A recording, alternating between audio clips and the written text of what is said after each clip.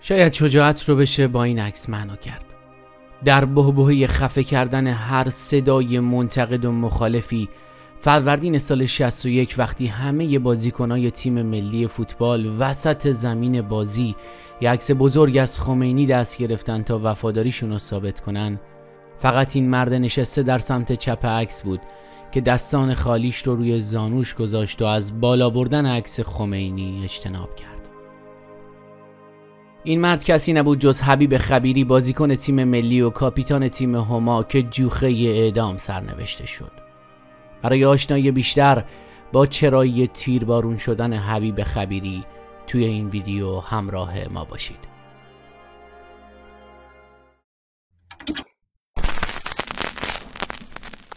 قبل از شروع از پایین همین ویدیو عضو کانال ما بشید و با زدن دکمه زنگوله کنارش قبل از همه از ویدیوهای جدیدمون مطلع بشید. حبیب خبیری بازیکن دوپای تیم ملی فوتبال ایران تو دهه 50 بود. هافبک چپ بازی میکرد. توی زمین بازی هم سریع بود هم باهوش. بیرون زمینم مردمدار بود و به فکر کمک کردن به آدمای فقیر و کم درآمد. اخلاق حرفه‌ایش زبان زد بود، هرچند که خودش قربانی بی اخلاقی هم تیمیاش شد. حبیب بچه سنگلج بود. سال 1334 توی خانواده ورزشکار به دنیا آمد. 2 برادر بزرگترش به اسم مهدی و هادی ورزش حرفه‌ای رو دنبال می‌کردن.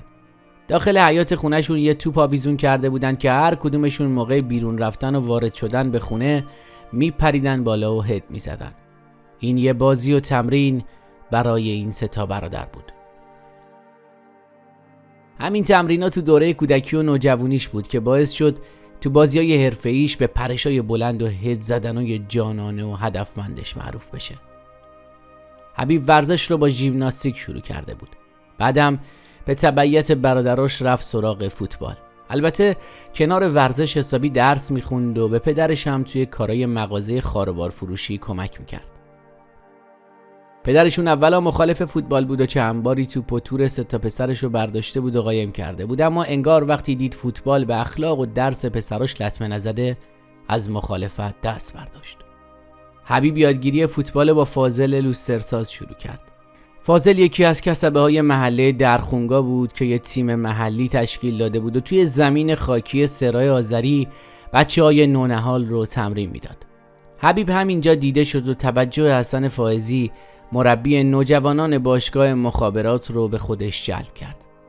وارد باشگاه مخابرات شد و بعد اینکه تونست خودش رو حسابی نشون بده در همون دوره نوجوانی ازش دعوت کردن که به تیم بزرگسالان هما ملحق بشه. اون پسر خیلی درس خونی بود. سال 1353 علیرغم میلش قید اردوی کره جنوبی و ژاپن رو زد، چون داشت برای امتحانات نهایی دبیرستانش آماده میشد. ادامه تحصیلش براش خیلی مهم بود. با همین پشتکار هم تونست توی کنکور قبول و وارد دانشسرای عالی بشه. رشته تحصیلی حبیب تربیت بدنی بود. زبان انگلیسیش هم خوب بود و از این جهت تو سفرهای خارجی کمک حال تیم ملی بود. سال 54 وقتی یه جوون 20 ساله بود تو بازی‌های جام ملت‌های آسیا خیلی درخشید و حتی با گل کردن پنالتی باعث پیروزی تیم ملی ایران مقابل تیم ملی کویت شد. همون سال ایران قهرمان آسیا شد که مربیگری تیم بر عهده حشمت مهاجرانی بود و بازی توی ورزشگاه آریامهر برگزار می‌شد. 2 سال بعد یعنی سال 56 تیم ملی بزرگسالان برای اولین بار به جام جهانی صعود کرد. حبیب بازیکن مهم این تیم بود. تیم ملی تو بازی مقدماتی جام جهانی با کویت بازی داشت که ایران تونست 2-1 بازی رو ببره.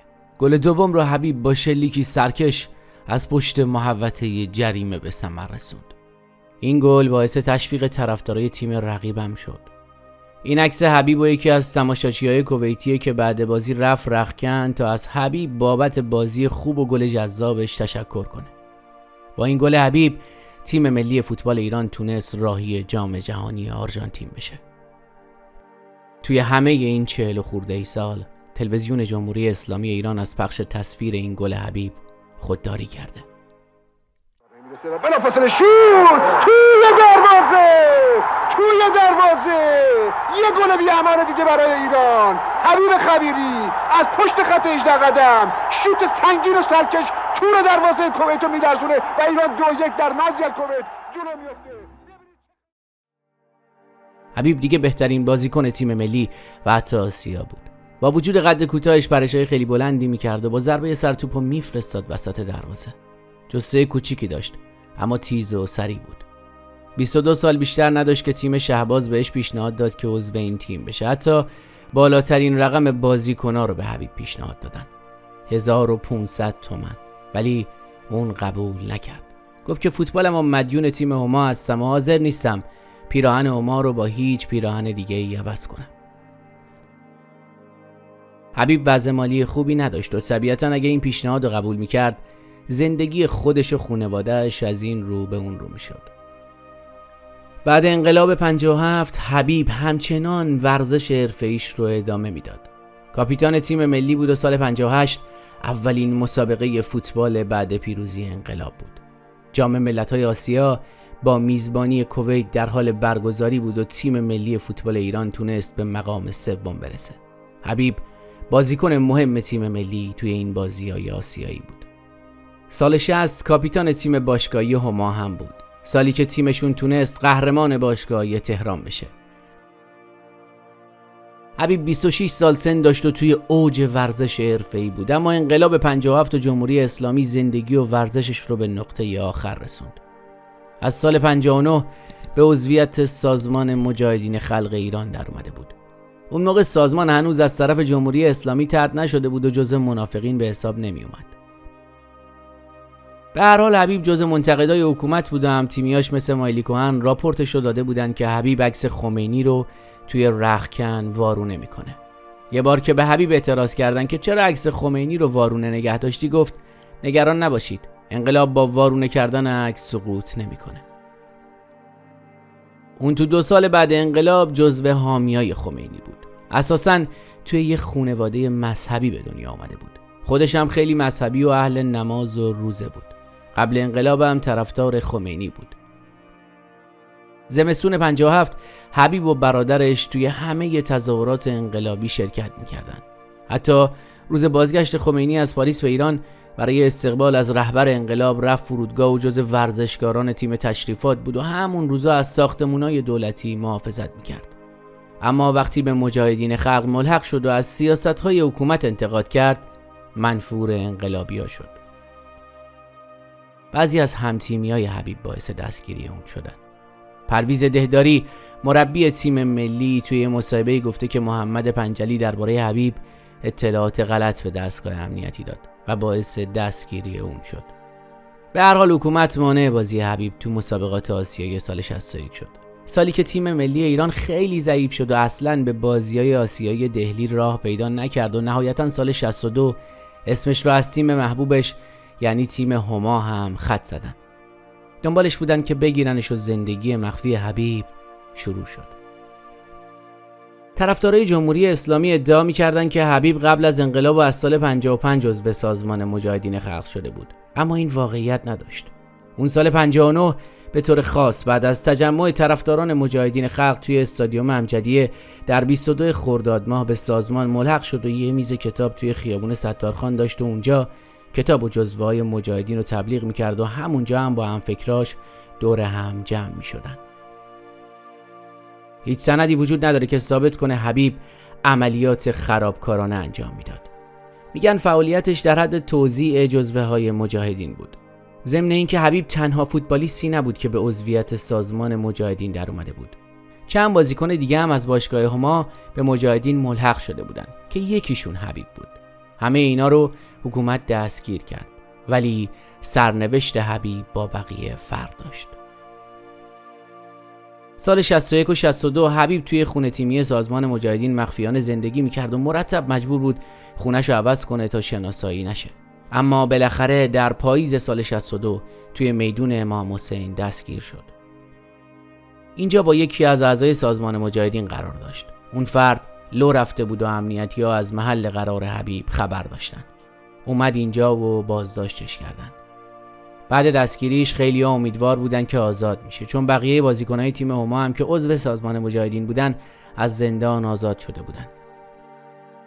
خانواده‌اش میگفتن توی ملاقاتایی که با حبیب توی زندان داشتن اون از عضویت توی سازمان مجاهدین صرف نظر کرده بود. در این مورد خیلی نمیتونیم نظر قطعی بدیم که آیا حبیب از باورش به سازمان دست کشید یا نه. بازیکن خوشقیافه و خوش اخلاق تیم ملی فوتبال ایران 6 ماه توی زندان اوین بود. میگن خیلی شکنجش دادن تا ازش اعترافی علیه سازمان مجاهدین خلق بگیرن. بدنش همیشه به خاطر کتک‌ها و ضربات کابل کبود بود. این وضع ادامه داشت تا 31 خرداد 1363، روزی که حبیب رو تیربارون کردن. دادستانی انقلاب تهران هیچ توضیحی درباره اعدام حبیب خبیری نداد. مسعود رجوی رهبر سازمان مجاهدین خلق پیام تسلیت فرستاد و حبیب رو مجاهد قهرمان و شهید دونست. قهرمان شهید حبیب خبیری که در سال 59 با برچسب منافق از تیم ملی فوتبال حذف شده بود، به هنگام شهادت 29 سال داشت. بعد تشییع حبیب توی بهشت زهرا خانواده‌شو با مینیبوس بردن اوین. بهشون هشدار دادن که حق برگزاری مراسم ختم ندارن. با این وجود توی مراسم 40 حبیب جمعیت زیادی جمع شدن، از جمله فوتبالیستا که همشون رو نیروهای امنیتی بازداشت کردن. حکومت به سنگ مزار حبیب هم رحم نمی‌کرد. چندین بار سنگ مزارش رو شکستن و نهایتاً اجازه دادن که سنگ ساده بذارن و اسمش رو روش بنویسن. حبیب خبیری بازیکن 29 ساله تیم ملی یکی از سرمایه‌های ورزش ایران بود، اما جمهوری اسلامی به اتهام الحاق به سازمان مجاهدین خلق اونو بازداشت و اعدام کرد. یه اعدام سوال برانگیز که هنوز هم جزئیات پروندهش پنهان مونده.